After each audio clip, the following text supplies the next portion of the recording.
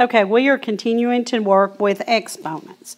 As we have already stated, a to the 0 power is equal to 1 as long as a is not equal to 0. And 0 to the 0 power is undefined.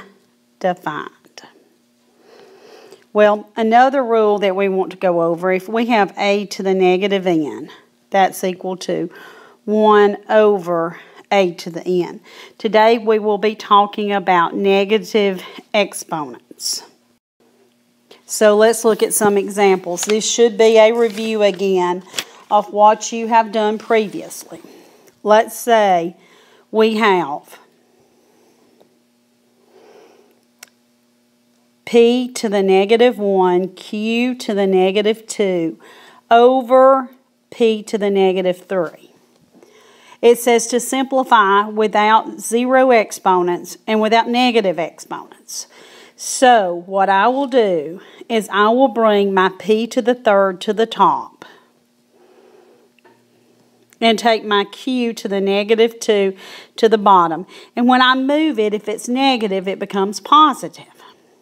Now, we have a rule that says if we're multiplying and the bases are the same, we keep the base and we add the exponents. And it says to write our answer without negative exponents and without 0 exponents. So we have completed this problem. B, if we had 6xy to the negative 1 over negative 2x to the negative 2, y to the negative 1. Well, I'm going to start by reducing the 6 and the negative 2 and give me a negative 3. Well, x to the negative 2, if I bring it to the top, it becomes positive. Well, also, if I have y to the negative 1 and I bring that y to the negative 1 to the top, that becomes a positive 1.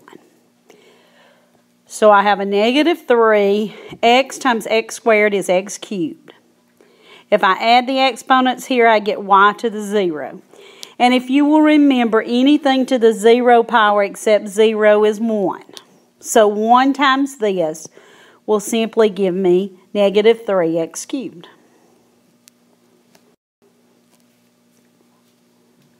If I have 2 over h squared, k to the negative 3, all to the negative 2 power.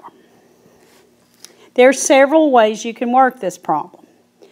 One thing I might do is inside the parentheses to get rid of the negative exponent. So I would take that k to the negative 3 to the top. Leave everything else alone.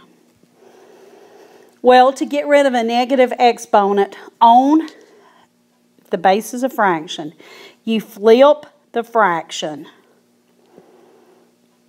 and then your exponent becomes positive. Remember, a power to a power we multiply. So this will give me h to the 4th over 2 squared is 4, and then it will be k to the 6 because we multiply there.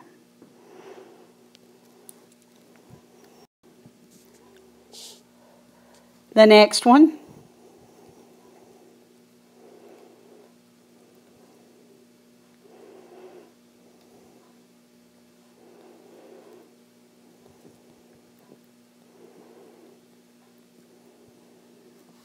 guys, look at the bottom. The bottom says something to the 0 power.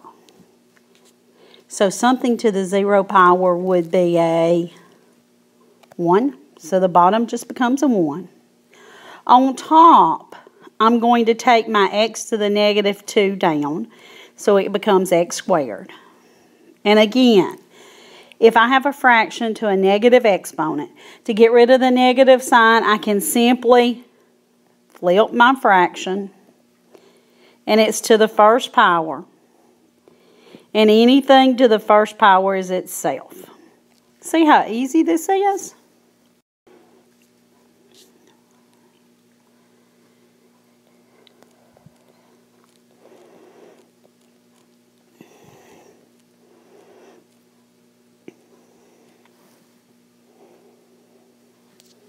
Okay, on this problem, I say power to a power, and a power to a power I will multiply. Now, 1 times 5 is 5. Keep my s squared. And t the first times t the fourth is t to the power of 5.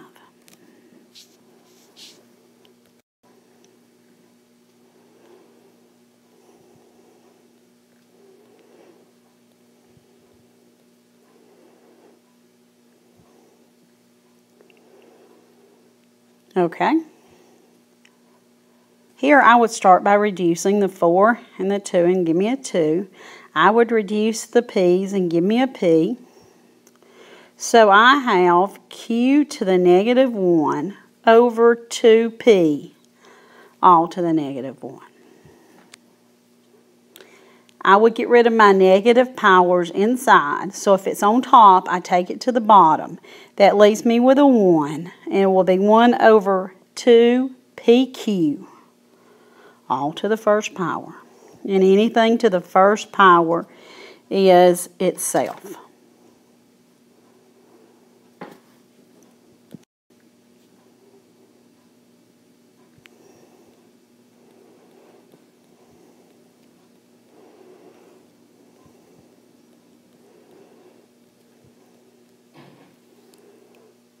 Okay, again, to get rid of a negative exponent to a fraction, you flip the fraction.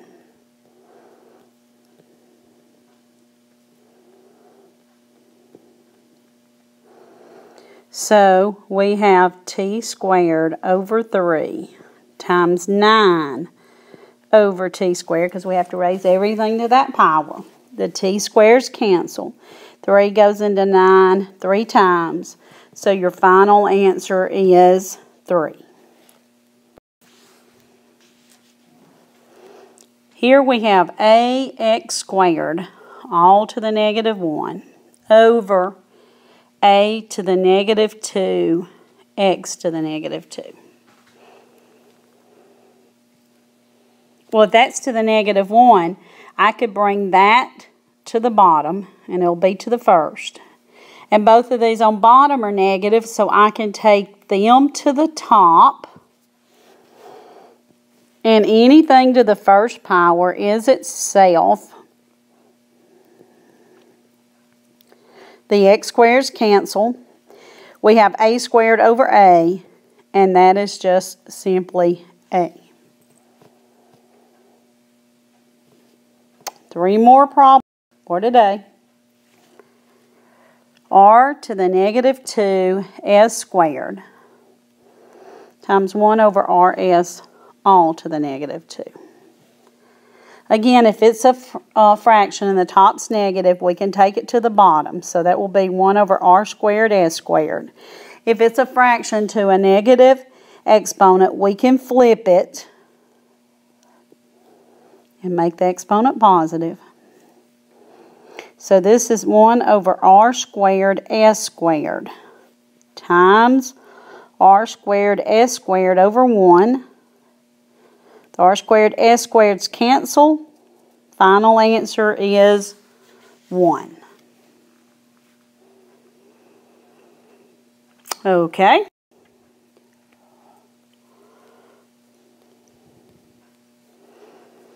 Next problem.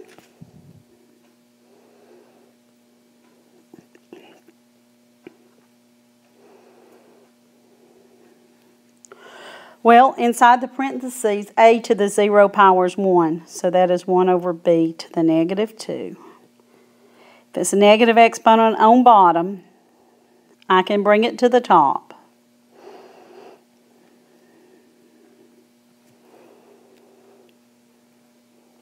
So this is equal to 1 squared is 1 over b squared times 1 over a b squared squared. So that is equal to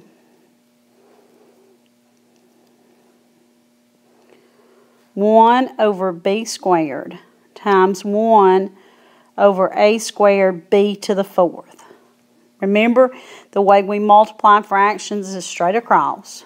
So it's 1 over a squared b to the 6th. One more to go and we're finished.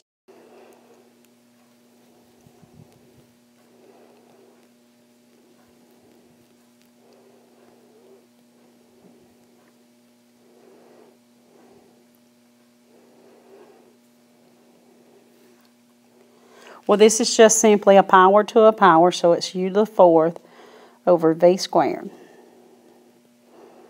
Here, I could write that as 1 over a negative u to the negative 2v, all squared.